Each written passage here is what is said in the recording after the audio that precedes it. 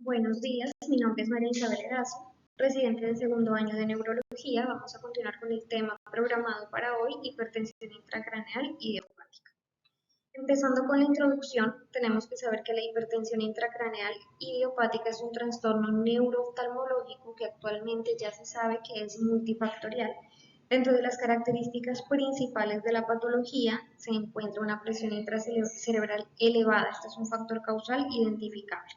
Los principales síntomas: cefalea, náuseas, dolor en cuello y espalda, tinnitus pulsátil, pérdida de la visión y diplopía.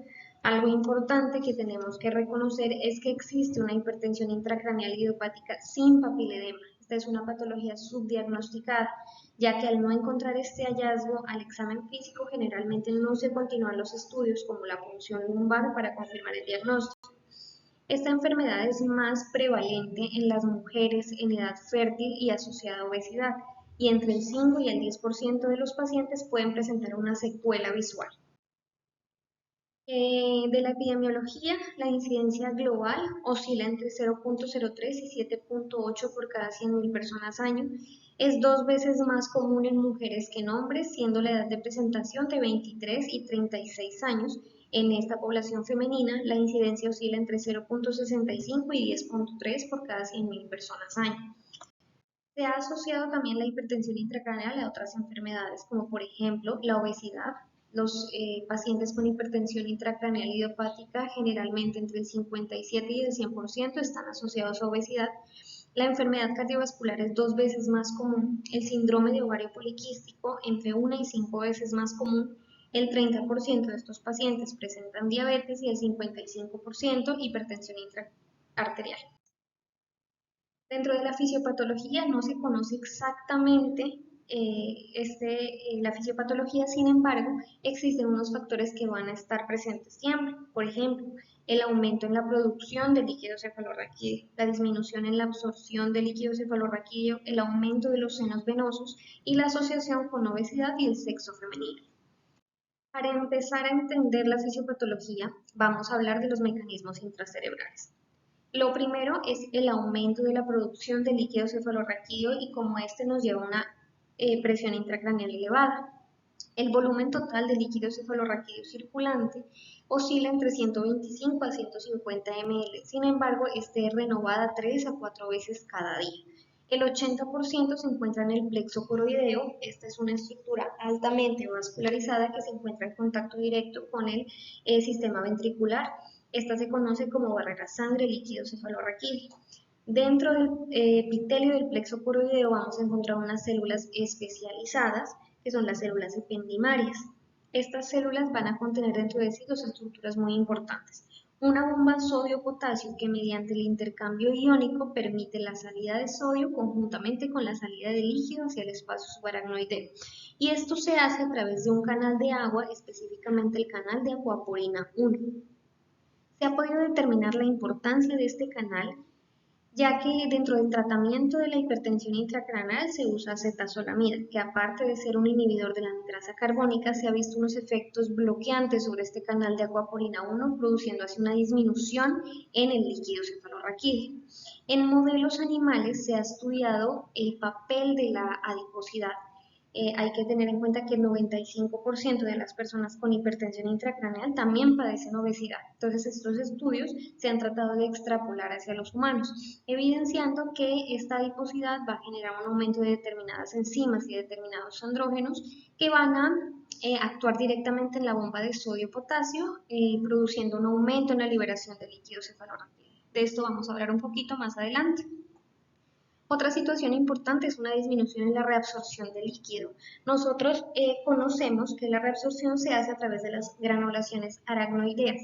Estas granulaciones aracnoideas se encuentran dentro de los senos venosos y permiten la reabsorción por un gradiente hidrostático. Este gradiente hidrostático va a estar impulsado por una diferencia de presiones, es decir, que existe mayor presión dentro del espacio subaracnoideo, lo que permite el flujo de líquido hacia el sistema venoso. Sin embargo, esto está basado en estudios muy antiguos y se ha podido determinar que existen pacientes con ausencia de granulaciones aracnoideas y presentan presiones intracerebrales normales. Esto ha llevado a pensar que existen otros sistemas encargados de esta absorción de líquido. Y vamos a hablar entonces del sistema linfático. Este sistema linfático es otra barrera que se encuentra y está formada entre los astrocitos y sea las arteriolas o sea las vénulas. Estos se encuentran ubicados alrededor de las arteriolas o las vénulas y permite el intercambio de líquido cefalorraquídeo y líquido intersticial dentro del parénquima cerebral. Incluso se ha dicho que el líquido pasa primero por el sistema linfático y posteriormente por las granulaciones aracnoideas. Una vez que el líquido cefalorraquídeo, digamos que se libera de todos los solutos por medio del sistema linfático, este drena hacia el sistema linfático. Por medio de estudios funcionales con imágenes se ha evidenciado que el mayor flujo del sistema linfático en el sistema nervioso central se encuentra a través de la lámina cribiforme del bulbo olfatorio. Una vez que este líquido pasa por este sistema linfático, drena hacia el sistema linfático cervical para posteriormente ser eliminado. Otra importancia es los senos venosos. Se ha determinado alteraciones estructurales y anatómicas principalmente en los senos transversos. Esto lo que va a ocasionar es una reducción del flujo venoso con la subsecuente aumento de la presión venosa central. Eh, Actualmente se desconoce si esto es en sí una causa o una consecuencia del aumento de la presión intracraneal. ¿Qué nos va a ocasionar estas estenosis en los senos transversos? Que haya unas variaciones en la anatomía venosa dural y esto hace que cuando la sangre pase por esa estenosis se produzca un flujo aberrante con la presencia de tinnitus pulsátil, que es característico de la patología. Es un tinnitus que va acorde con los latidos cardíacos y es, pues, digamos, percibido por el paciente. Dentro de los mecanismos metabólicos y hormonales, como ya lo hemos mencionado, el 95% de los pacientes padecen obesidad y la característica de esto es que es un aumento en la adiposidad centrípeta. Esto se va a correlacionar directamente con la presión de apertura. Entonces, los pacientes que presentan disminución de la adiposidad centrípeta presentan también disminución en la presión de apertura con una función lumbar de control. Otra cosa es que esa obesidad va a producir un aumento de la presión intraabdominal y esto va a provocar una presión venosa central elevada con el subsecuente deterioro del flujo venoso cerebral. Dentro de los mecanismos, digamos, metabólicos, lo primero que vamos a encontrar es que esa adiposidad centrípeta nos va a llevar a un aumento, un exceso de los andrógenos. Se ha visto en las mujeres un aumento de la testosterona y esto, pues digamos que influye directamente en la bomba de sodio-potasio, haciendo que haya un aumento de la excreción de líquido cefalorraquídeo. Al contrario de los hombres, que se ha visto que los niveles bajos de testosterona se asocian con niveles elevados de presión intracraneal. Esto nos ha llevado a entender que la testosterona tiene un papel diferente, una función diferente tanto en hombres como en mujeres. Otra situación importante es el aumento de la leptina. Esta leptina es una hormona es producida por el tejido adiposo y es encargada del almacenamiento de los lípidos. Esta también actúa directamente sobre la bomba de sodio-potasio, específicamente sobre el sodio, haciendo que se aumente la excreción de líquido cefalorraquídeo. Este tejido adiposo está asociado también con un aumento de la enzima 11-beta-HSD1. Esta es una enzima fundamental para el paso de cortisona a cortisol. ¿Qué es lo que se ha determinado? Que esta enzima está presente en el plexo coroideo. Entonces, al estar aumentada, va a producir un aumento del cortisol. Este cortisol se va a unir a sus receptores que también se encuentran en el plexo coroideo y van a presentar una disregulación de la bomba de sodio-potasio, una ATPasa dentro del plexo coroideo, aumentando así la producción de líquido. Esta adiposidad produce también varias citoquinas proinflamatorias. Estas citoquinas tienen un efecto sobre las vellosidades aracnoideas produciendo un proceso de inflamación con la posterior fibrosis y esto hace que aumente la producción de líquido. Y también se ha asociado el síndrome metabólico, aumento en la resistencia a la insulina y aumento de la enfermedad cardiovascular, aunque no se conoce con exactitud cómo esto puede influir en la hipertensión intracraneal idiopática. Dentro de las causas, digamos que podemos dividir la hipertensión intracraneal en idiopática y secundaria.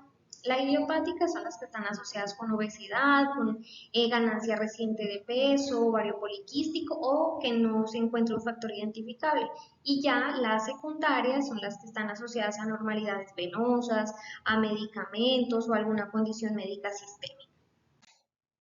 Dentro de la presentación clínica, como ya lo había mencionado, síntomas muy variados, cefalea, náuseas, vómito, pérdida visual o diplopía y tinnitus pulsátil. Una característica importante es que estos síntomas van a aumentar cuando aumenta la PIC, es decir, cuando el paciente realiza algunas maniobras que nos aumenten la presión intracraneal, estos síntomas van a ser mucho más fuertes.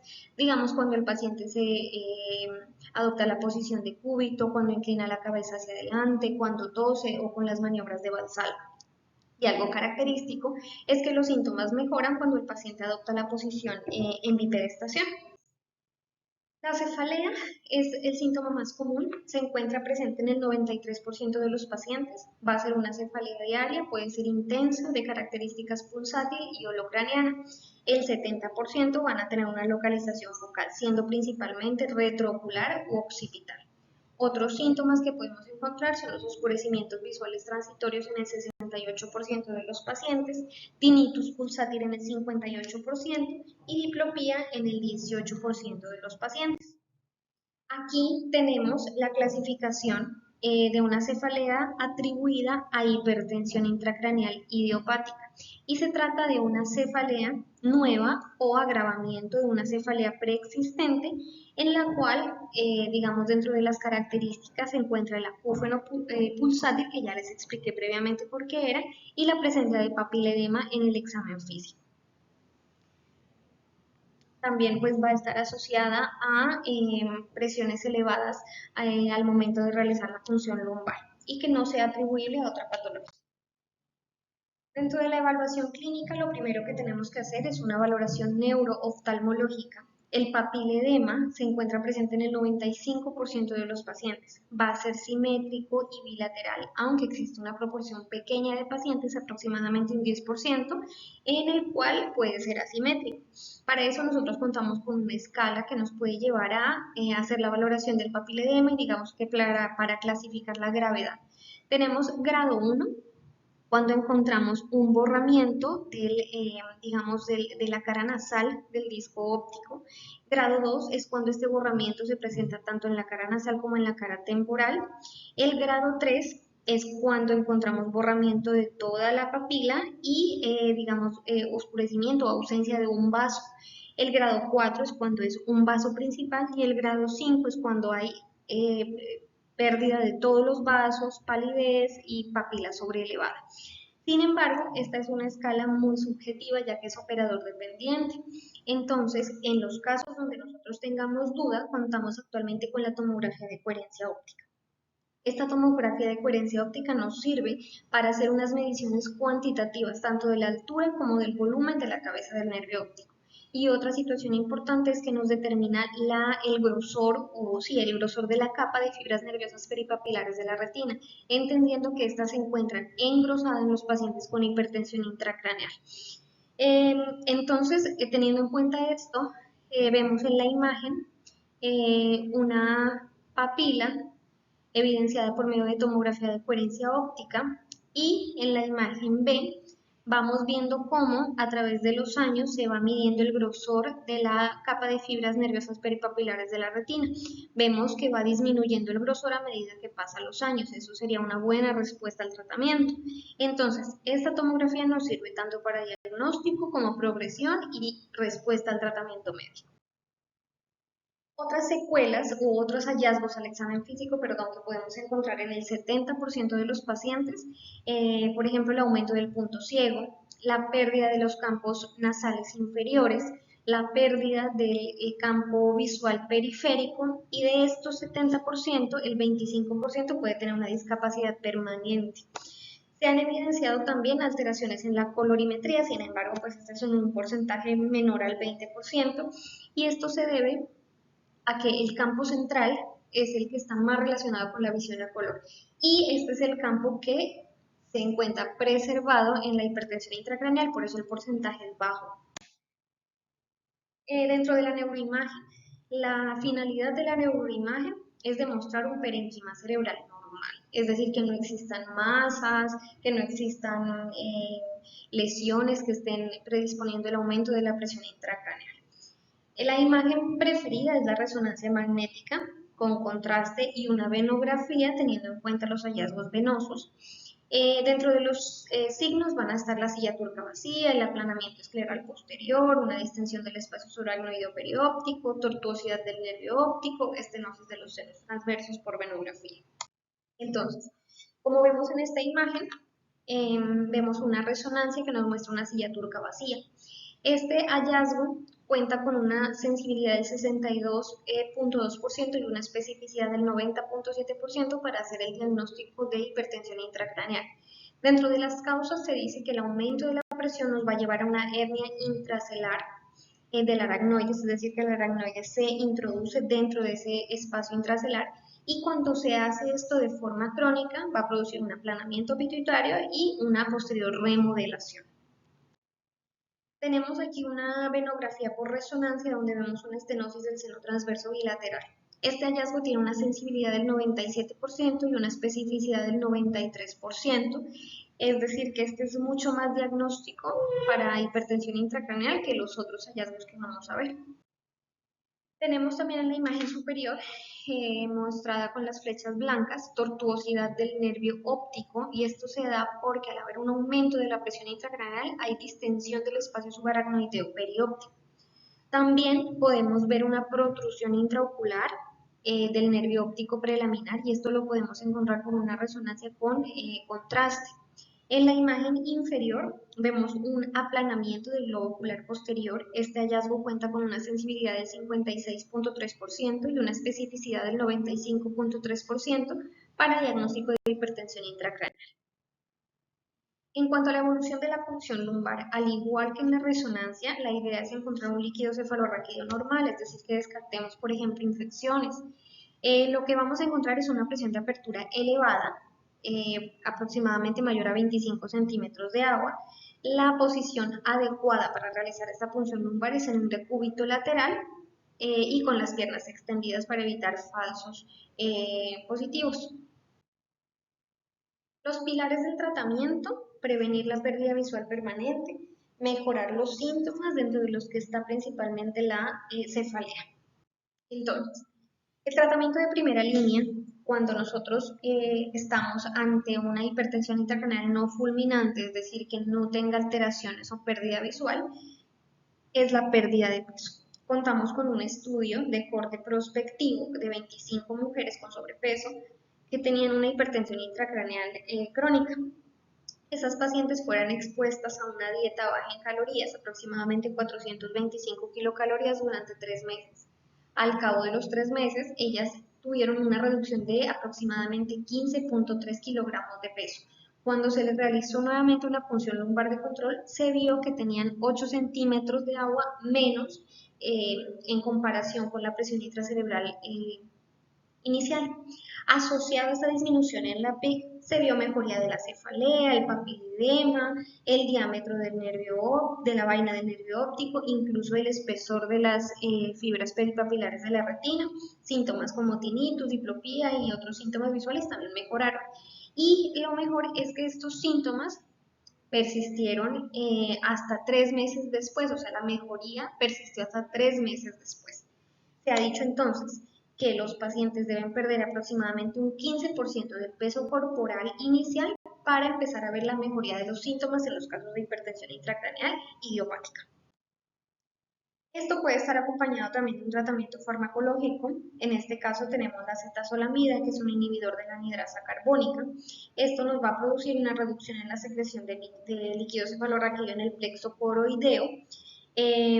La dosis inicial puede ser de 250 a 500 miligramos 2 veces al día, y contamos con un estudio, que es un estudio doble ciego, aleatorizado, controlado. Hizo un seguimiento de 6 meses a 165 pacientes con hipertensión intracraneal idiopática que tenían una pérdida visual leve. Estos pacientes se llevaron a una dosis máxima de acetazolamida propuesta de hasta 4 gramos día. Sin embargo, el 45% de los pacientes solamente toleró 1 gramo día.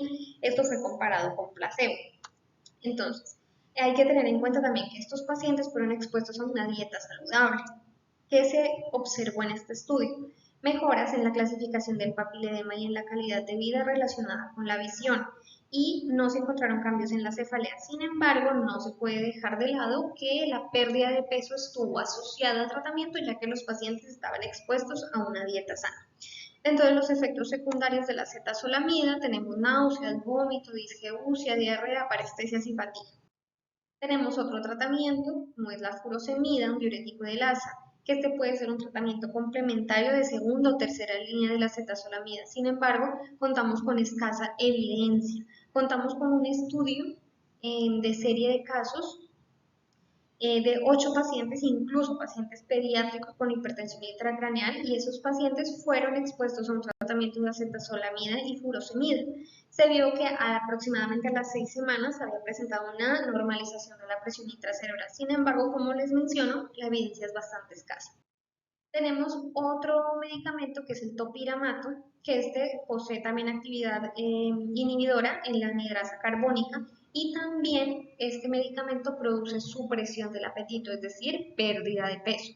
Con respecto al topiramato, contamos con un único estudio que es un ensayo aleatorizado abierto de 40 pacientes con hipertensión intracraneal idiopática y ese comparó dosis de topiramato de aproximadamente 100 a 150 miligramos día con acetazolamida de 1 a 5 gramos al día. Este estudio no mostró diferencias significativas en el tratamiento, haciendo un seguimiento a 12 meses. Pero ahora, ¿qué pasa con los pacientes que a pesar de tener un tratamiento médico no mejoran o que empeoran rápidamente sus síntomas o que debutan con una pérdida visual? Estos pacientes estarían encasillados en una hipertensión intracraneal fulminante. Para eso nosotros contamos con tratamiento quirúrgico. El primero de ellos es la fenestración del nervio óptico, que consiste en hacer una abertura en la capa del nervio óptico para liberar la presión. ¿Qué se obtuvo en estos pacientes? El 90.5% presentó una reducción del papiledema. El 65.2% de los pacientes mejoró en cuanto a los campos visuales y el 16% requirieron una intervención adicional dentro de los que están en derivaciones o estén en los senos venosos para lograr un control de la cefalea. Es decir, mejoraron los síntomas visuales, pero la fenestración del nervio óptico por sí sola no mejora la cefalea. Dentro de las complicaciones, el 20% presentaron complicaciones, digamos, leves, como diplopía y anisocoria, y el 2.2% presentaron complicaciones graves, como neuropatía óptica traumática, absceso conjuntival, parálisis del tercer y el sexto nervios craneales, o una desalineación ocular que requirió una corrección quirúrgica. Tenemos también las derivaciones, que pueden ser derivaciones lumboperitoneal o ventrículo peritoneal. ¿Qué se observó en este grupo de pacientes? El 78% tuvieron reducción del papiledema. Entre el 1 y el 4% requirieron una intervención adicional y entre el 4 y el 9% presentaron complicaciones de estas derivaciones, como por ejemplo infecciones, fugas, hernia amigdalina y hemorragia intracerebral. Hay que tener en cuenta que la tasa de fracaso observada a los 12 meses fue del 39% y estos pacientes generalmente requirieron múltiples revisiones, un promedio de 2 a 6, lo que expone pues, el paciente a mayores riesgos. Ya como lo habíamos hablado en la fisiopatología, teniendo en cuenta la importancia de las estenosis del sistema venoso, específicamente de los senos transversos, contamos también con estén venoso. En este grupo de pacientes se observó que el 87% presentó una reducción del papiledema, el 70% mejoras en la cefalea y en los campos visuales. La tasa de fracaso observada a los 12 meses fue del 13% y entre el 2 y el 3% de los pacientes presentaron complicaciones graves, como por ejemplo hemorragia subdural, subaracnoidea intercerebral y una hidrocefalia obstructiva secundaria. Aquí nosotros podemos ver un flujograma en cuanto al manejo de la hipertensión intracraneal. Tenemos cuando es no fulminante, la primera línea es la pérdida de peso, incluso a los pacientes se puede plantear la posibilidad de cirugía bariátrica. Podemos dar una terapia médica como acetazolamida o topiramato, ya pues hablamos de la información que tenemos sobre estos medicamentos. Y cuando tenemos una patología refractaria o fulminante, vamos a hacer una venografía donde vamos a ver si existe o no estenosis de los senos venosos. En caso de que no exista estenosis, la idea es realizar una derivación o fenestración del nervio óptico, y en caso de que haya estenosis, se debe hacer una angiografía para ver el gradiente de presión. Si tenemos una presión mayor a 8 milímetros, la idea es realizar un stent venoso. Bueno, vamos a continuar con el otro tema, que es acerca de hipotensión intracraneal espontánea. Una breve introducción. Esta es una afección médica debilitante que está causada por la pérdida continua de líquido cefalorraquídeo en el canal espinal.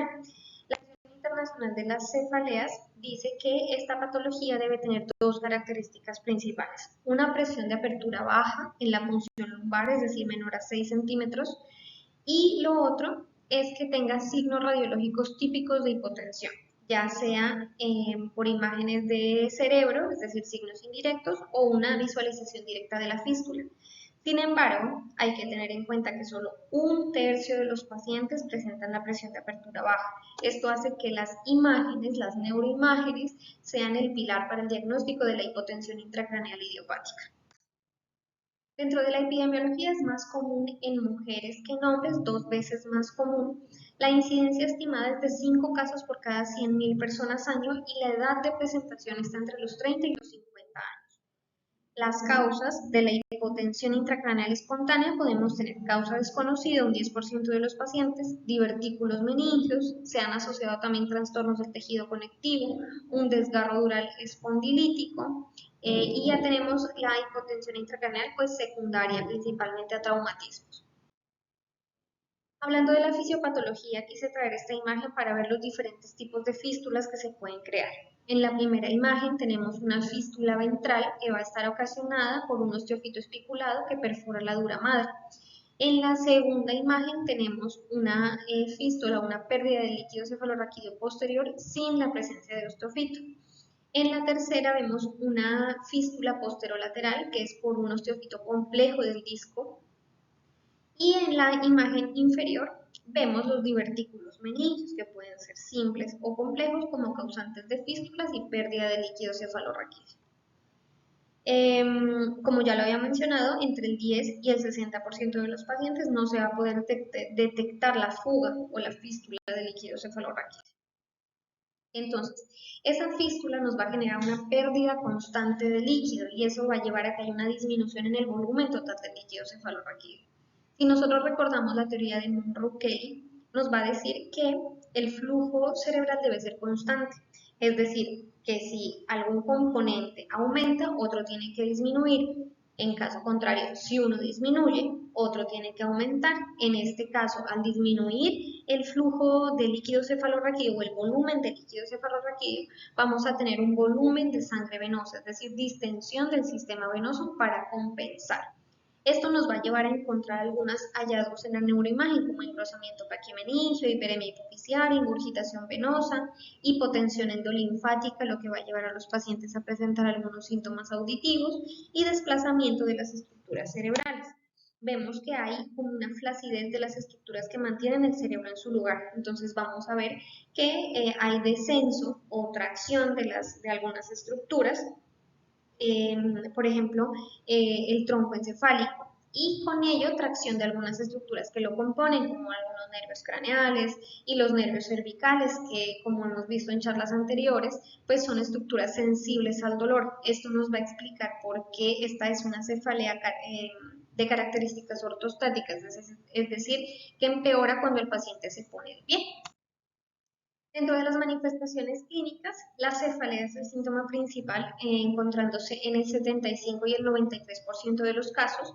Generalmente es una cefalea bilateral, puede presentarse occipito nucal, va a tener características ortostáticas, la intensidad puede ser leve, incluso evolucionar hasta severa, impidiendo que el paciente se ponga de pie. Va a empeorar con valsalva y mejora cuando el paciente se recuesta o adopta la posición supina.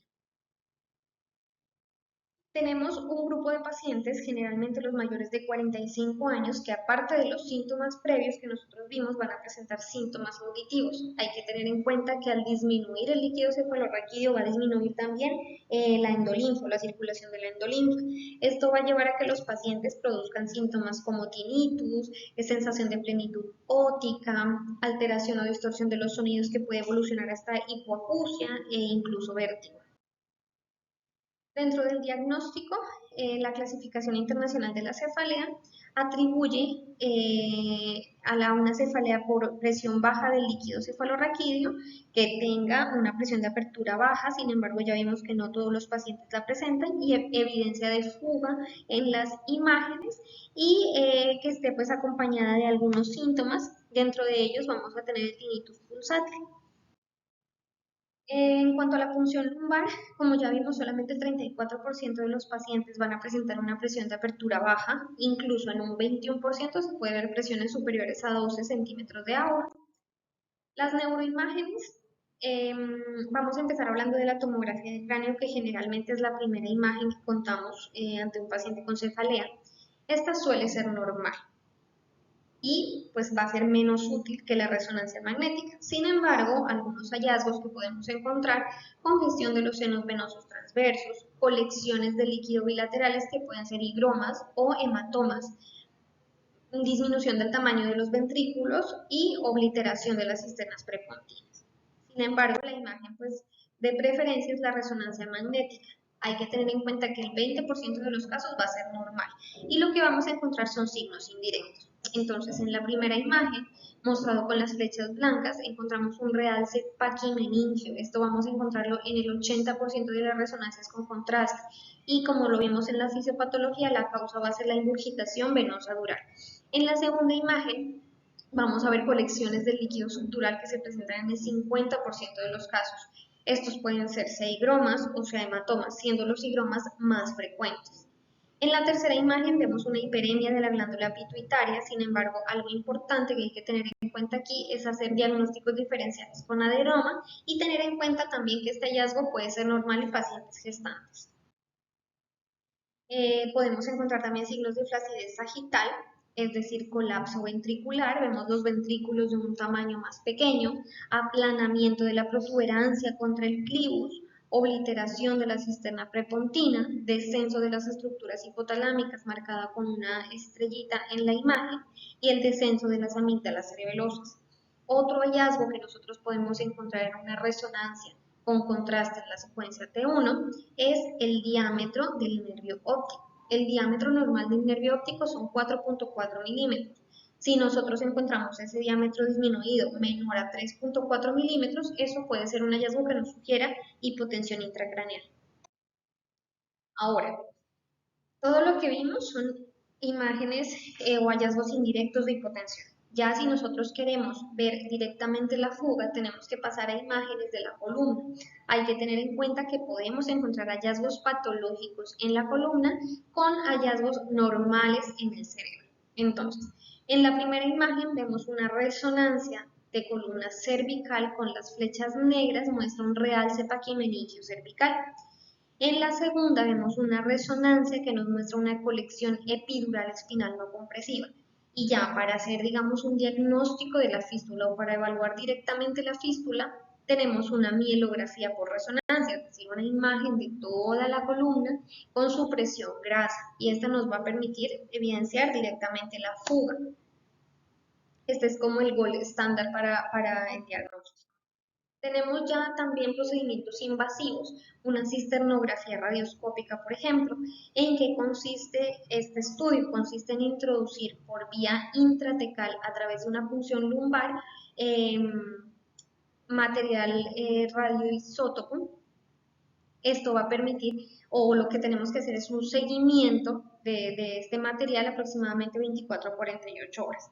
Existen dos características que nos van a llevar a pensar en hipotensión intracraneal.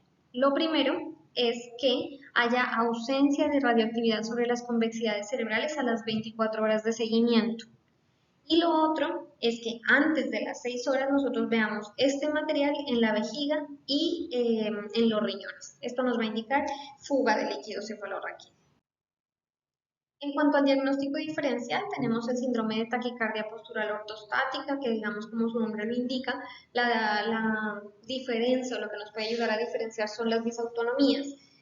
Tenemos la cefalea posicional, que puede ser como el cuadro de inicio de una diabetes insípida, cefalea cervicógena y existen algunos casos también de ansiedad y depresión asociada a cefalea ortostática.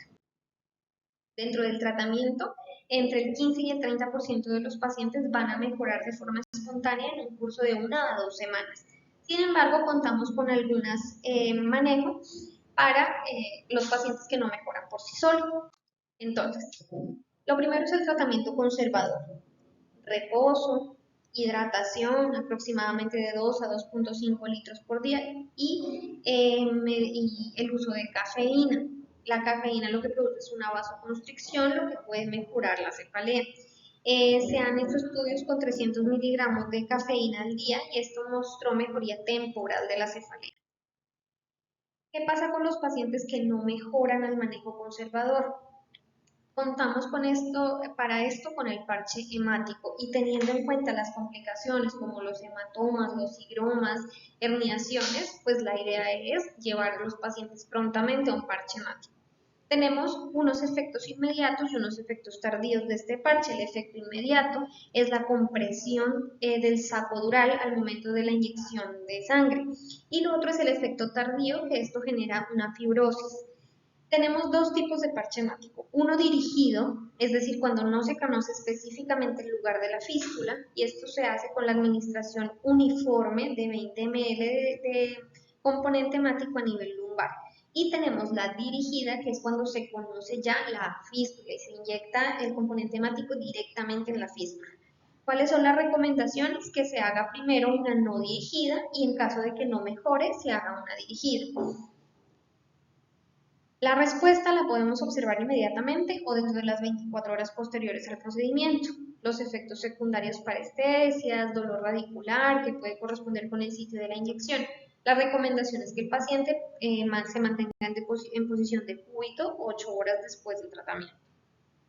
Ahora, tenemos también la reparación quirúrgica que se refiere a la minectomía. Sin embargo, se ha evidenciado que 4 parches hemáticos pueden tener una tasa de éxito del 99% y por esto se ha determinado que la necesidad de una reparación quirúrgica generalmente se va a hacer cuando ya parches hemáticos a repetición hayan fallado. Estos se pueden repetir cada 7 días sin ningún inconveniente y se dice que por lo menos 3 o 4 parches hemáticos fallidos ya nos llevan a pensar en una reparación quirúrgica como la minectomía. En cuanto al manejo de las complicaciones, los hematomas se pueden encontrar en el 20 al 25% de los casos. Aquí, aparte del parche hemático, corrección de la fístula, si el hematoma tiene un volumen mayor a 10 ml, se debe drenar. Tenemos la trombosis venosa, que esta se presenta en el 2% de los casos. En este caso, se hace la corrección de la fístula con parche hemático y aparte anticoagulación de 3 a 6 meses. Y tenemos cuando existe un sangrado crónico, como lo vemos en la tercera imagen, muestra esta siderosis superficial en cerebelo. Aquí lo que se debe hacer, como esto es un proceso crónico, corregir directamente la fístula. Aquí tenemos un flujograma donde nos muestra qué hacer en caso de que nosotros estemos ante un paciente con hipotensión intracraneal, inicialmente la tomografía, donde la podemos encontrar normal, o colecciones subdurales inexplicables, disminución del tamaño de los ventrículos o disminución del tamaño de las cisternas. Si nosotros encontramos algo de esto, entonces vamos a llevar una resonancia. Si esa resonancia nos muestra algún hallazgo positivo, entonces vamos a iniciar con tratamiento conservador. Y si el tratamiento conservador es inefectivo, entonces vamos a iniciar con el parche hemático, los cuales, pues como ya lo habíamos visto, se pueden repetir. Ahora, ¿qué pasa con los que nos muestran imágenes por resonancia negativas?